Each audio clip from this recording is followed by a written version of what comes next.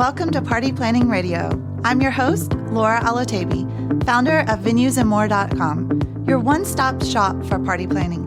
And I'm Mark Frito Friedman from Frito Nation Productions. This podcast is all about planning the perfect party, talking about the entrepreneurial journey, and having great conversations with local business owners. We're so glad you're joining us. Hello, and welcome to another episode of Party Planning Radio. We have not one, but two special guests in the house today. First up, we have Lauren Billings. How are you doing today? Good. Thank you, Laura. And you are with Billings Production, a.k.a. the Dinosaur Company. Rawr. I can't wait to talk all about dinosaurs. And you brought a friend. Yes. Can you tell me about this friend? I believe the kids are naming her Sarah since she's a Triceratops. Okay. But do you want me to lift her up? Okay. So this is Sarah. She's a Triceratops baby. She eats plants, not people. She's very cute and lovable and likes to be complimented. But I figured I'd bring something because I'm not a dinosaur, so I should probably represent my company with a dinosaur. Yes. And if you are checking out our social media, I'll definitely post a picture of Sarah. She is adorable. You can hold her like a baby, like most people do. Mm-hmm. When I took a tour of your place, I was like holding her like a baby, of course. So yes, you have to. You have to. She's just kind of curled up like that. She's asking for it. So I cannot wait to talk all about your company. So first off, let's start with, what is the Dinosaur Company? So the Dinosaur Company is a company in Allen, Texas that builds life-size animatronic dinosaurs. We also build giant bugs and primal predators, stuff from your Ice Age and stuff before that. We are a local company. Everything, if you visit our warehouse, you see everything is built in-house. We don't get any outside contractors to do it. It's us. It doesn't come from overseas. So when you support the Dinosaur Company, aka Billings Productions, you're supporting an American company and, people who locally live here. So that's amazing. And your dinosaurs can be found all around the world. Is that correct? Yes. Can you give us some examples of some recent locations? So we just finished up a show at Dallas Zoo. That was probably, the big one where everybody, they went and they just did their Halloween thing every year. We're at Heard Museum. They have a wintertime show of about September to February. And then other than that, we've been to pretty much nearly every state. I don't know, maybe my mom's listening to this and she's like, no, but country-wise, country-wise, we've been to Asia, we've been to Australia, we've been to Canada, we've been to the UAE, Europe, of course. That's Sandra's go-to place all the time. Okay. But we lease our products locally and internationally to zoos and museums all over the world, and even special events. If somebody has an idea and they want to pay the price, of course. Right. I have the funniest memory of your company because I was sitting at the traffic light not far from the Heard Museum. And here comes the Tyrannosaurus Rex, kind of broken down a little bit, just on a trailer, on a, 18-wheeler driving by, just your average day, Tyrannosaurus Rex driving by. Oh, yeah. I love getting on social media. I recently saw on TikTok somebody had a video of our dinosaurs on that open flatbed trailer and just, that's a normal day for us. Right. And do you guys also ship them via airplane or? So pretty much we ship them on, a standard 80-foot trailer. Okay. So if you're driving down 75, it is quite possible that there are dinosaurs in there. Other than that, when they go international, they go by boat, which is very slow, but okay. I don't think a plane can withstand the weight. Okay. So that makes sense. Yes. Because when we're talking about dinosaurs, we're talking about life-size dinosaurs. Yes. Can you explain how large the dinosaurs get? So our largest one is, of course, going to be the king of them, the T-Rex, who is about 40 feet in length, who can stand up about, well, normal height, he's about 13, and then fully extended, he's about 20 feet high. He is based on, the actual dimensions of a T-Rex. And, our animatronics, they're pneumatic, so they move very naturally, but the whole thing about them is the actual representation of size. So you can stand in front of them and realize, oh my gosh, this was a real creature at one point, and I would be eaten by now. And talk about your dinosaurs that spit and make noises. So those are the fun ones. Yes, the fun ones. So our Dilophosaurus does spit, and I will disclaimer for all the paleo fans out there, we know the Dilophosaurus didn't spit acid. Steven Spielberg kind of, jazzed up Jurassic Park, but ours continues to spit water because on a hot summer day, that's a lot of fun. Yes. And I have this awesome picture of one that looks like it's spitting out a rainbow because of the light. Oh, how cool. Other than that, we have, besides our cute little puppets, we have ones that you can climb on that are specifically meant for that reason of, I'm going to take a picture. I'm going to climb on this here dinosaur. Mm-hmm.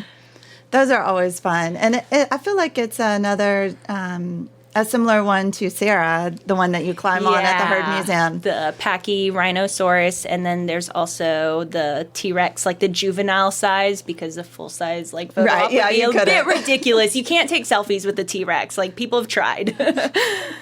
That's so much fun. And so I'm looking at Sarah, and Sarah seems very detailed. You can kind of see. Do you want to hold her? Of course. Okay. Yes. She was crying for there. me. Yeah. So she seems very detailed. The skin is textured and the paint looks very realistic. Can you talk about the processes that go on behind that? Yeah, of course. So all our designs are of our own creation. We have sculptors who will actually make little models, and then we can actually blow that up to a bigger proportion, or we can always make a computer generated image, like a 3D model, and print from that using our CNC machine. And then with clay, we can sculpt all those fine details in. So you have this one perfect product that doesn't move, of course, because it's all clay. And then you make a mold of that using fiberglass, and then you can use your urethane rubber to make it all bendy and do all that. You're making this sound very easy. I know. My dad, he started the company, and my mom loves to tell the story of how he would say to her, these dinosaurs got to be simple, because if something breaks down somewhere, I just want to go to Home Depot and get the pieces I need to fix them. Okay. So he tried to keep it as simple as possible while making them as great as they can be. And so since we're talking about your parents, can you talk a little bit about how the company got started? Was it your dad who started it? It was probably 50-50. I don't know. Maybe my mom. I don't know. She'll probably say otherwise. But so my parents worked for another company that did animatronic dinosaurs. And when I'm talking about this, I mean, I was 12 years old. So this is my, from my perspective. So we lived in California, and they worked for this company making these dinosaurs. And then after a year, the big boss man was like, well, I'm done with this. Oh, wow. And so my parents were like, well, we feel like we can keep this going, that we can, because they saw what an impact it made on the children. And that's what my dad was most passionate about, was seeing how awe-inspiring it was. And they were like, whoa, this is so cool, and how much they would enjoy themselves. So he really wanted to keep doing it. And my mom felt the same passion. So they pretty much took everything that they could, brought it to McKinney, Texas, where my dad is from, and then we were in this little warehouse for a while, and then it just expanded more and more. Right. That's amazing. So right now you're in a pretty large warehouse. How many dinosaurs do you guys currently have? Ooh, we have over 400 pieces that cover across 60 species, and that's including the bugs and the primal predators. But really, there's more dinosaurs than anything. So that's what people know us best by.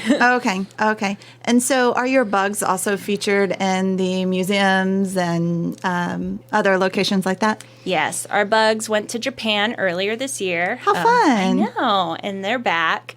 We actually used it for the Halloween celebration we did. We were doing Halloween-themed tours, and I had a quote-unquote spooky scene, and the tarantula was just dressed up in web, and I thought it was going to be too scary, but apparently it wasn't scary enough. Okay.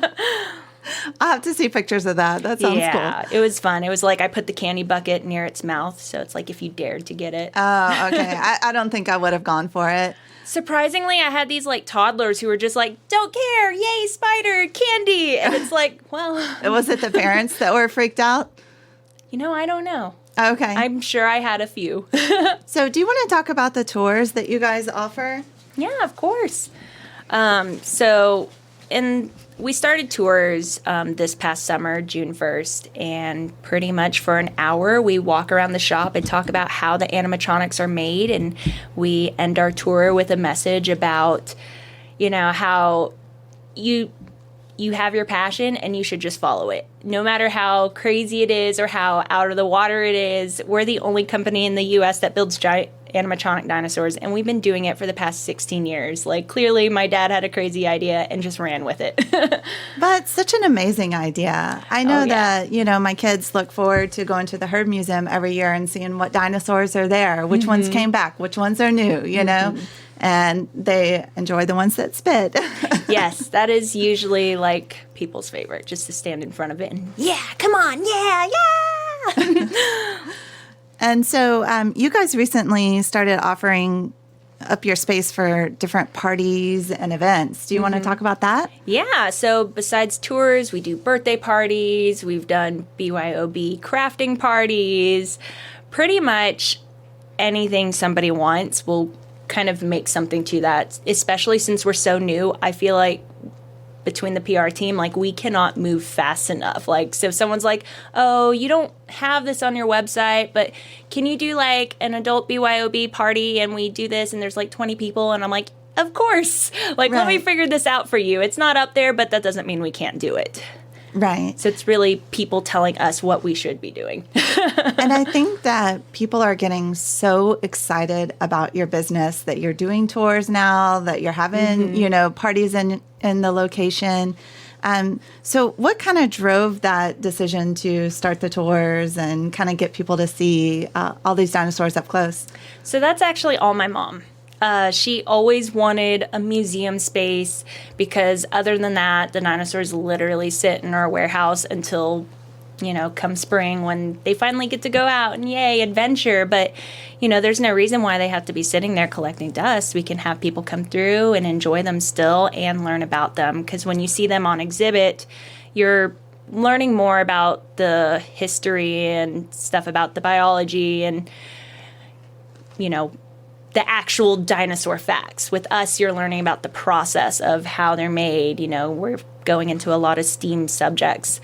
But yes, it was all her idea. We just never had the staffing. We only have about 40 people on staff right now. Okay. The PR department is literally me and Jessica, and then we have tour guides who do the tours, but they're not there during the week to see our madhouse when we're running around and being like, oh, we gotta look up hoodies for the gift shop, and now we gotta do this. Oh no, this person wants a birthday party this week, and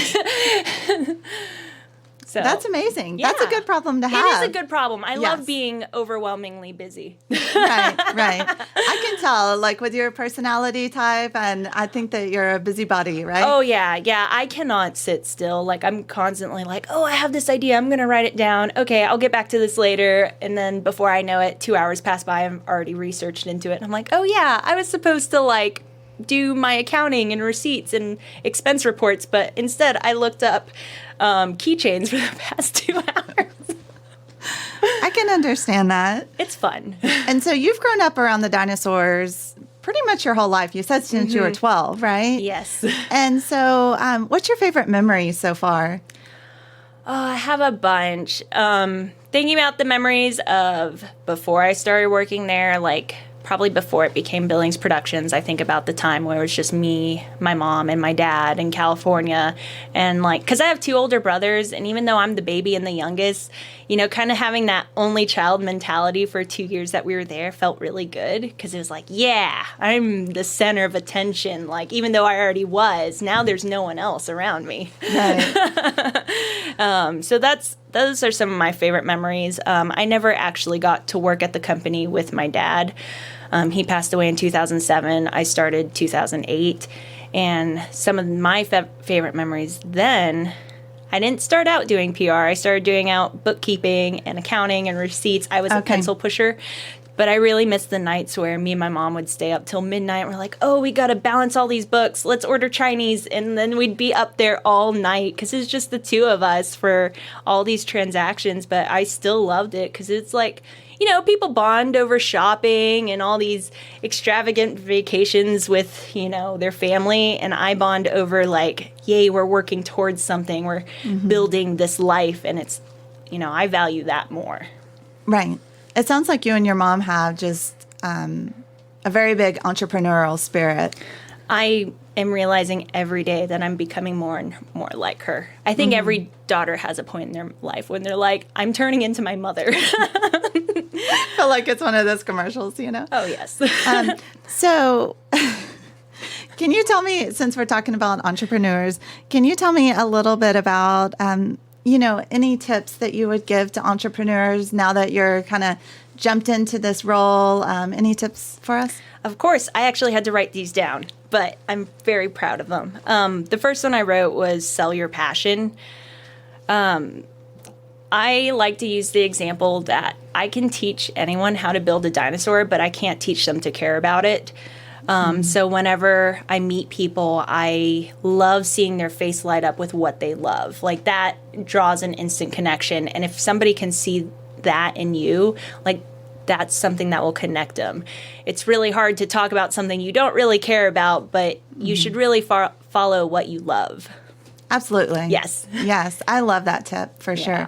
Yeah. You don't want to get into business for something that you don't really believe in. Yeah. There's no point in that. I think when people get into business, they're like, oh, I'm going to make a whole bunch of money doing this. And it's like at the end of the day, like, you know, is it really worth it if you're not happy? And so, I mean, you might as well love what you do. Absolutely. Absolutely. And so do you have any tips for party planning? I know that you guys are kind of new to the industry, but you've kind of dove into that. And so do you have any tips for the party planners out there? I'm quickly learning. I'm also learning that I'm a very disorganized person. Eric Hoyle will be like, oh, look at all my pretty paperwork and all of this is color coordinated. And I'm like, I just shoved everything into my bag. So organization is probably a good thing. And if you're not one of those people, find someone who is. Oh my God, my right-hand person, Jessica, like I love her to death because she's pretty handwriting. Everything's color coordinated. She knows where her stuff is. Like I can't even find my earrings half the time. So, that's just a silly one. But other ones I have is something my brother would always tell me is perfect is the enemy of great. And I think a lot of times when people think about planning their event, they just focus on all these details. And as a party planner, I try to take all that away. And I'm just like, hey, just enjoy yourself. Like, forget about all these little things. Forget about where the Cheez-Its are sitting. Like, let me deal with that. So, you know, I think it's important to define what's most important to you and focus on that. If the most important point is just having people together and enjoying it, cool. Don't bring in like someone to take away all that energy. Just focus on you and what you want, or else you're gonna always be like, this isn't good enough. Absolutely. Oh, and the funny one that Jessica wanted me to add was dollar store is your best friend. Yes, especially for the parties. Oh, yeah. You're only going to use that tablecloth once. You're not going to reuse that. They're going to want a different theme next year. Might as well go that route. Love that place. I would add to that, just kind of along the staying organized and things like that, you know, using an Evite. I know that a lot of people like to write invitations for their kids' birthday parties, but those invitations get lost in backpacks, lunch boxes, you know, they're often found in lost and found. I mean, they just kind of disappear. And so if you have that Evite, it automatically pops up on the mom's calendar and she's more likely to attend. Oh, yeah. I've totally transitioned away from using a physical planner. Like I used to be the college student with the planner where you write everything. And now I'm just like, no, if it's on my phone, it works perfectly. If it's on the iCalendar, it's great. I know. Yes. I'm the same way too, but I have a combination of both that I do. I like pretty paper stuff. So I'll do my thank you notes. Like those deserve a handwritten note, but you know, anything. So who are you? Are you writing thank you notes to your clients? Okay, so I do. Every single time people order stuff from the online store, I actually write them a thank you note by hand. I take one of our postcards and write their name, and I tell them, thank you so much for supporting us. Enjoy your whatever you had. Keychain. And yeah, or I might write like a weird joke with it, and then just always sign it, "Rawr, Lauren," because dinosaurs. Yes. I love that. And I think that your customers are going to resonate with that message and come back to you when they need that merchandise. Yeah. And then usually when I go to events and even networking, and maybe this goes with the entrepreneur stuff, but like thank you notes, like handwritten thank you notes are so important. Like they make you stand out. It shows you took the time and you actually care. So that's why they would tell you to write those at the end of interviews, but people don't really do that anymore. I know. I don't know why, but it was a really good practice. And I agree. And sometimes it's, it seems daunting to sit down and write it. But if you think about the reaction on the other side and you think about the customer retention and just the goodwill, I mean, that's an excellent tip. I love stuff like that. Like people who send me notes, I stick that right up on my cubicle, like in my cork board. I don't have a cubicle anymore. I kind of miss it because I had 4 walls of decorations. Okay. So what does your office look like now? A mess. There's a desk there and it collects things, and there's stuff on the floor because I don't have shelves, and I miss that. I miss having shelves and things I could just take a push pin and just like put it in the wall. And are you a Post-it note kind of person? Yes. Yes. Oh my God. Okay. And Me too. I text myself stuff too, and I don't open the text message if I want to remember it later. Nice. I know. I'm a mess. So where do you see yourself in 10 years with Billings Productions, the Dinosaur Company? Oh my gosh, it's so hard to like imagine because it's just like that's so far ahead. I could definitely see tours being a thing. More than that, workshops, being in schools, helping educate people. I know for sure that we're going to probably be involved with some type of nonprofit, because we already are passionate about a lot of stuff. Like besides working with individuals with autism, we also have, conservation efforts. And then on top of that, of course, we love the dinosaurs, so we got to protect the bones and all sorts of stuff like that. So we are very passionate about all these things. So I could definitely see in the future us doing more towards that, because the type of person I am is money's cool, but I love helping people. And so having the opportunity to do something for someone else to create a better future, like that's really important to me. That's awesome. And you leave a legacy that way. Oh, yeah. Yeah. Yeah. And can you talk about your new building? Is that under wraps, or can we discuss it? I think we could talk about it. If not, then I don't know. Well, yeah, I have to write the press release for it, so I haven't done that yet. Sorry, City of Allen. I've been busy. But, so the new building will actually have signs that say Billings Productions on it, because right now my biggest complaint from the customers are like, oh, you need a big sign on your building. And I'm like, I know, I can't, but I know. But it's also a weird place where you're like, oh, I'm moving in a year. How much money do I want to sink into just making myself known here? So, but luckily our new building will actually have that, will be identifiable. We'll definitely be set up for tours and events, and we're going to have more community integration. Whereas right now we're literally a warehouse and an office space, and we're kind of doing this makeshift, like getting people in and doing our best with that. Okay. So it'll be equipped with all that. That is so exciting. I am really excited. Like, this is, my mom she's so happy. Like, she's like, oh, this is what me and your dad wanted for a long time. And and it's finally happening. Like, I can't believe it. And I'm like, I know. And so is the new building, is it going to be more space? I actually don't know. Okay. I don't know that answer. Okay. I think it's like a different rearrangement of space. Okay. So that makes sense. Yeah. That makes sense. And so I've walked through your facility before. Amazing. My kid's favorite station was the eyes. You guys spent a lot of time making them look lifelike and like hand painting. So I wanted to ask you, what is your favorite station in the assembly of dinosaurs? well, I really like HR. I really think it's really cool, you guys, paperwork and I-9s. Just kidding. Like I said, I'm a nerd when it comes to paperwork. And, as much as I'm like, let me tell you about HR for this company, I can't really. No one cares. My favorite station, oh, my goodness. I can't pick a favorite one because then if employees listen, they're like, oh, my God, I'm not Lauren's favorite. She told me I was her favorite. But I'm just kidding. No, I love a little bit of everything. Like, I am so interested in welding right now because I feel like when I see that department, I think a lot about my dad and I think about like his thought processes behind it. And I keep telling myself, one day when there's free time, I'm just going to spend a week here and I want to observe and I might want to do. That's awesome. And then I look at the skin department and I love how quick they are at fixing dinosaurs. Like, it's a little surgeon center for dinosaurs, and they're just like, they're broken 1 minute and then I come back and then they're fixed. And just seeing that over time progressive, how every weekend we're out there and it's just like, I don't know how they're doing this so fast. I need to get better at this because my skin demos are not that great anymore. No, I was at your skin demo and it was fine and we were all oohing and ahhing and but it really is amazing and you guys create like molds out there. You have huge that's molds. Like something else I'm interested in, and I'm like, I don't know how you guys do that. Like, I know, but I don't know. Right. The technical side of it. Yeah. So everything, and paint. I'm curious about that. Like, they make it.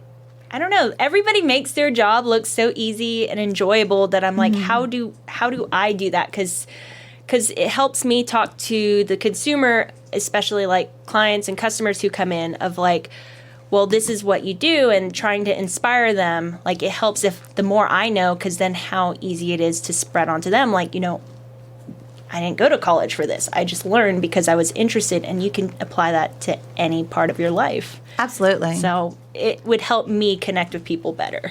Okay. If that makes sense. I could see that.